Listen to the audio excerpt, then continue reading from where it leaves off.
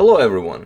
If you decided to watch this video, you're probably wondering who is this guy, who is Mr. Barnes? Well, Thomas Wilson Barnes is one of the strongest British players of that time, and he's actually the player with the best score against Paul Morphy.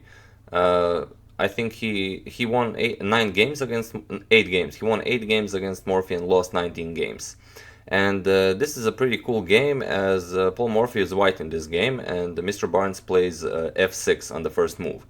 And Mr. Barnes was known for doing this, as well, he wasn't so strong in the openings, but he used peculiar moves to confuse his opponents. But he was a very strong positional player, and Morphy actually falls victim to this. But let's see the game. Morphy plays e4, and we have f6 by Mr. Barnes. d4 by Morphy, e6, we have bishop to d3, knight to e7, bishop to e3, d5 by Mr. Barnes, knight to c3, d captures on e4, knight captures on e4, and now knight to d5. And here Morphy might have, I don't know what made Morphy play this next move, but I don't think he realized just how strong Mr. Barnes was. And he played knight to h3. And here Morphy is hoping that, well, since Mr. Barnes played knight to d5, that he wants to capture this dark square bishop on e3. And Morphy was probably considering a line like knight captures on e3, f captures on e3, and after some developing move by black like bishop to e7, simply castle. And with an open f file for this rook and this bishop looking this h7 pawn and queen to h5 check in preparing, Morphy would be okay here. But after Morphy played knight to h3, Mr. Barnes simply played bishop to e7, a nice developmental move. So we have queen to h5 check by Morphy, and now g6. And Morphy tries queen to h6, but he gets bishop to f8, attacking the queen. So queen has to go back. Morphy plays queen to h4, and we have bishop to g7. Morphy castles, and Mr. Barnes castles. And if you look at this position, okay, white is somewhat better. This pawn structure, black's pawn structure around the king isn't so good, but if black manages to play f5 and d5, he will be perfectly fine. So we have c4 by Morphy, knight captures on e3, f captures on e3, and now Mr. Barnes pushes f5, kicking that knight. So we have a knight to g5, and now h6, kicking the knight away from g5 as well. So Morphy plays knight to f3, and now Mr. Barnes pushes e5. And if you look at the position now, well, this is perfectly fine for black. Black is even better in this position. So we have queen captures on d8, rook captures on d8, and this pawn cannot be captured on e5 because the bishop is hanging here on d3. So Morphy plays bishop to c2, and now simply e captures on d4. E captures on d4 and bishop captures on d4. Morphy captures the bishop and rook captures knight, and Mr. Barnes has won a pawn. Okay, his pieces are a bit undeveloped here, but well, being up a pawn and being quite a good positional player, Mr. Barnes plays this endgame extremely well. But you'll see. Morphy plays rook f to e1, he wants to play rook to e7, and Mr. Barnes stops this immediately, king to f7. Now Morphy plays c5, he prepares bishop to b3 check, and Mr. Barnes plays the correct move. He plays bishop to e6, stopping this. We have rook a to d1, attacking the rook, and Barnes doesn't capture here, but he decides to develop a piece. So knight to c6, which is a good move, developing the piece, preparing to bring this rook into the game, and also protecting this rook on d4. So we have rook captures on d4, knight captures on d4, now attacking this bishop on c2, so Morphy plays bishop to a4, and now a very nice move also, pawn to g5.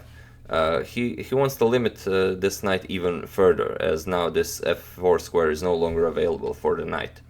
So we have rook to d1 attacking the knight, we have rook to d8 by Mr. Barnes, a3, and f4, so a very nice pawn chain by Mr. Barnes. Morphy plays knight to f2, and now a very nice move by Mr. Barnes, knight to e2 check. He wants to exchange rooks as he's up a pawn, so this is good for him.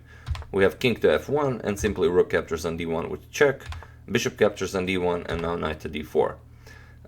Morphy plays king to e1, we have king to f6, bringing the king into the game, as, you know, king is a very important piece in the endgame.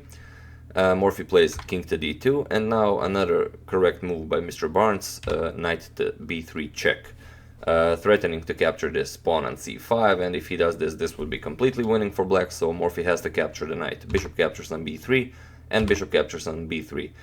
And if we look at the position now, it's, Mr. Barnes is still a pawn up, but the more important than being a pawn up is he has this bishop over a knight in the endgame. And since the pawns are on both sides of the board, this is completely winning for black, as the bishop will be able to play on both sides of the board. So we have knight to g4 check by Morphy, king to g6, g3, h5 attacking the knight, knight to f2, king to f5, king to c3, bishop to d5, king to d4, c6, b4, we have bishop to g2, g captures on f4, king captures on f4. Now it's completely winning 2 pawns against 1 on the king side. We have a4 by Morphy, bishop to f1, knight to e4, h4, knight to d2, bishop to e2, knight to e4. Morphy tries a couple of more moves, you know, maybe Mr. Barnes blunders, but Mr. Barnes doesn't blunder this game.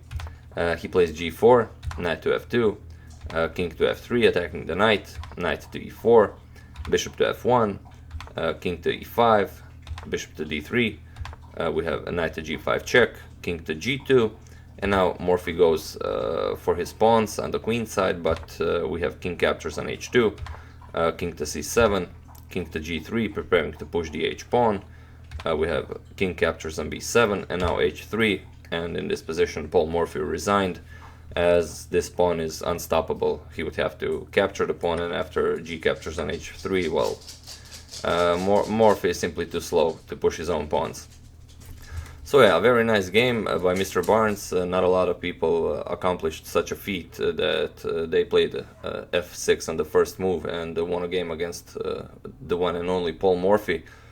And this game should be a good lesson to you. You know, if you play against someone you never played before, and you play e4 and they reply with a move like f6, you know, don't think you're playing against a beginner, and you know, you haven't won the game yet. So make sure you play good moves, not moves like knight to h3 and such. So yeah, that's it for this game. I do hope you enjoyed it. As usual, you can check 2 of my previous videos here. And that's it. Thanks for watching, and I'll see you soon.